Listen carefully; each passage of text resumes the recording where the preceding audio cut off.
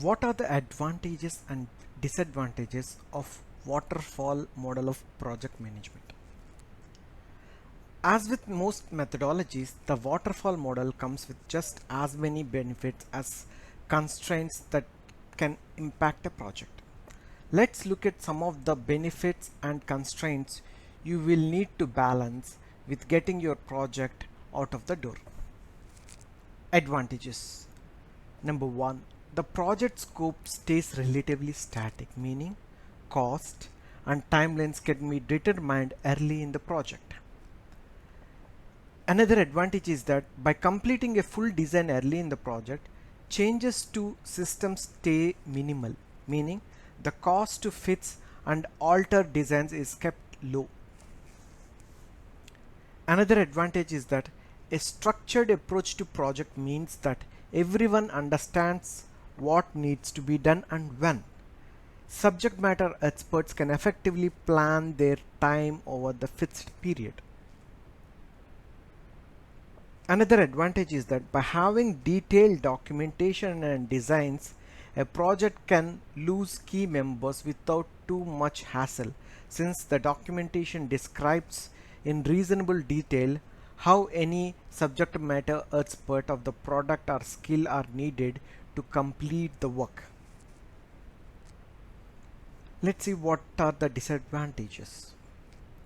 It is hard to allow for new requirements in an ever-changing world. For example, an organization or industry-wide change of specifications would take a long time to adapt, with the project needing to return to the requirements and design stage. A project that has dependencies or relatively unstable products which are constantly in flux may also cause constraint. For example, if the project makes use of software or technologies with rapid release cycles and paces of change, then the project needs to have fixes being implemented monthly. This makes design and documentation very difficult and means risk and assumptions must be embedded into the estimates with wide varying degrees of accuracy.